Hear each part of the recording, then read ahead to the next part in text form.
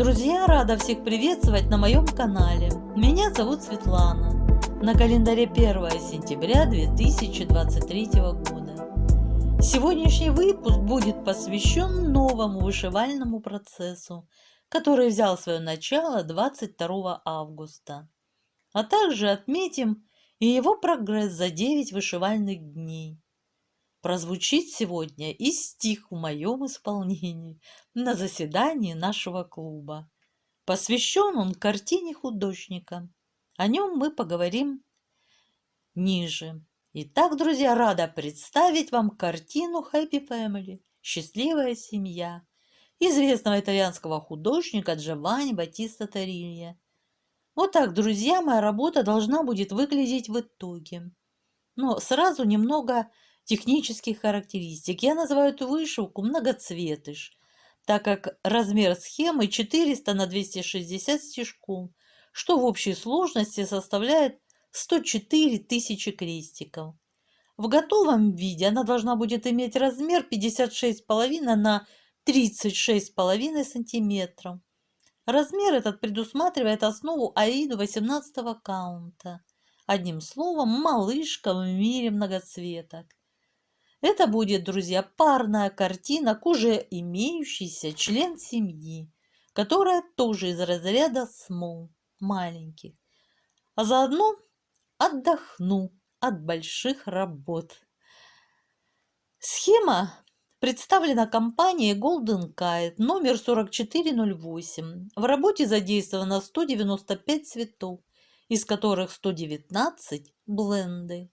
Уровень сложности 5 из 7 возможных.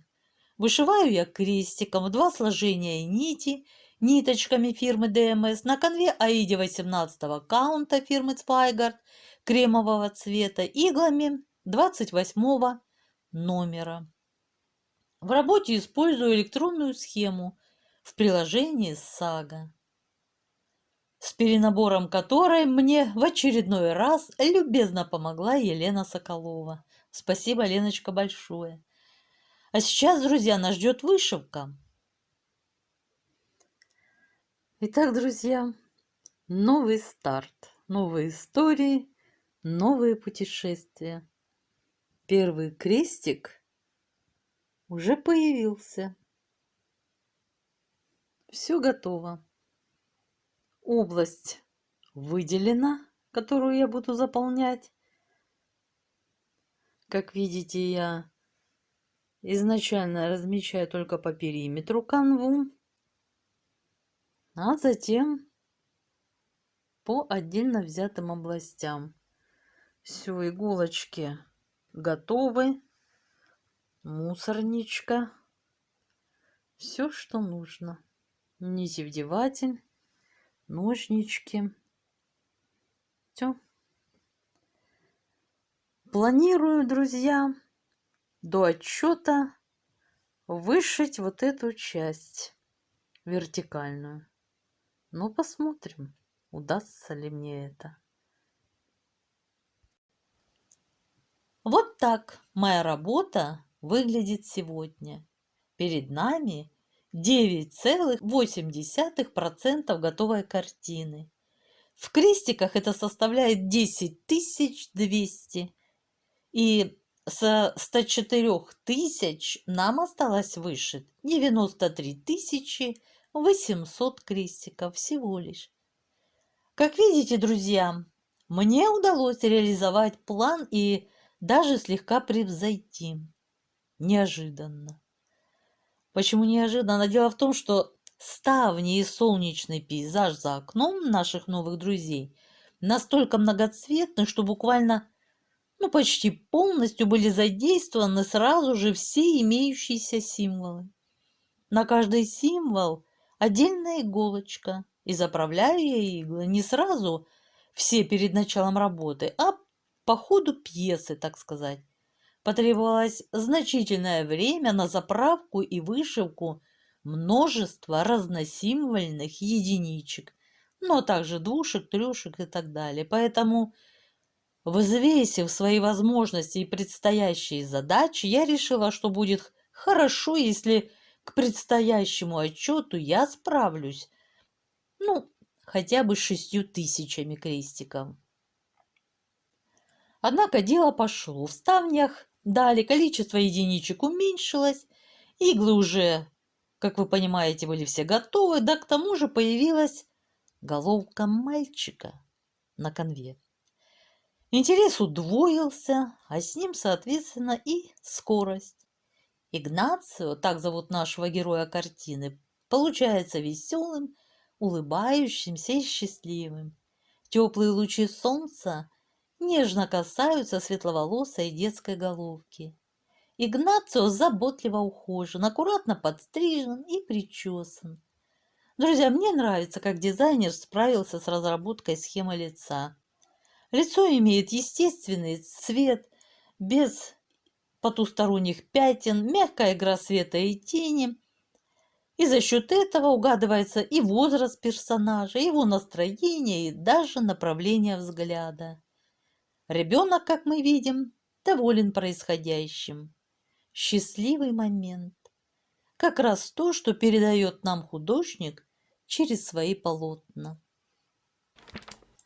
Джованни Баттиста Торилья родился в Генуе в 1857 году. Он учился в лингвистической академии между 1875 и 1882 годами. Он стал победителем концессии в 1886 году. Позже, чтобы завершить свое художественное образование, он переехал во Флоренцию, где подружился с художником Никколо Барабино 1832-1891, который в то время много занимался религиозной живописью. В отличие от многих студийных художников того времени, он получил ряд заказов на украшение интерьера различных церквей в городах Сальвиола, Монтефиньюга и Сесте-Леванте, среди прочих. В 1901 году он поселился в Тоскане вместе с другом и коллегой Тито Лесси 1858-1917.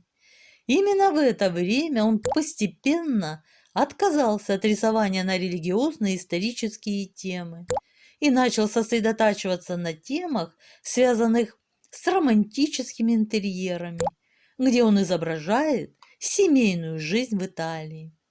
Он изображал свои картины с беспрецедентной детализацией, а используемые цвета были сильными и яркими, передающими свежесть. Каждая фигура, которую он представлял, была отдельным персонажем. В своих картинах Торилья стремился показать, что счастье не зависит от материального благополучия. Как говорил Леонардо да Винчи, картина должна выглядеть как естественная вещь, увиденная в большом зеркале. Он посвятил себя живописи сцен жизни в деревне.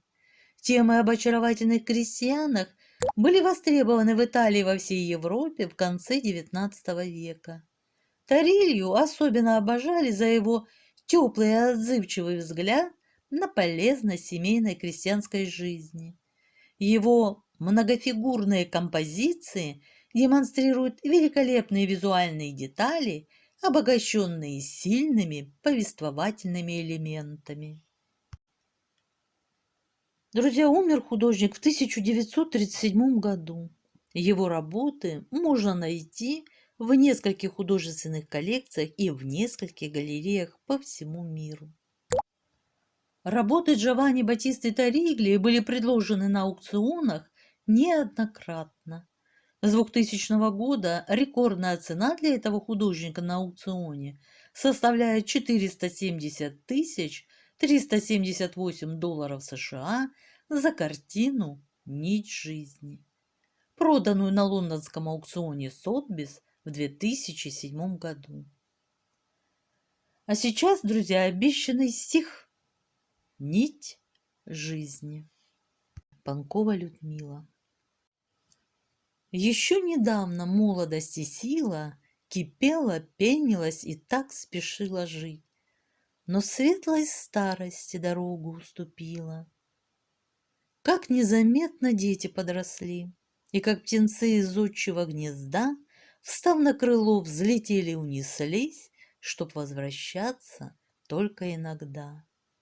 Молитвой мысленно несется им вслед в отчаянной надежде, что поможет. Пусть их судьба хранит от черных бед. Пусть счастье ярко и им сияет тоже на много-много долгих светлых лет. И, улыбнувшись, попросить, быть может, чтоб внук таким же рос орлом, как дед, а внучка чтоб на бабушку похожа. Как тихо стало в доме, но теплей в душе любовь и нежность отзовутся, и в этой тишине чуть-чуть слышней два верных сердца друг для друга бьются. И в череде житейских мелочей давно умчалась юности пора, и почему-то страсть былых ночей уже не беспокоит до утра. Есть и своя краса в таком покое. Клен осенью красивее, чем весною. И лишь забывшись в беспокойном сне, тревожном от былых переживаний, мы словно в затуманенном окне увидим тень своих воспоминаний. Наверное, это надо заслужить, чтобы хотелось возвращаться в дом, чтоб до конца рука в руке прожить, душа с душою и ладонь в ладонь. Два верных сердца друг для друга светят. Надолго ли, навек, да кто ж ответит? Мелькают спицы в стареньких руках, и память письма вновь перелистает, и шепчет что-то нежная строка, и льется музыка, и свечка догорает.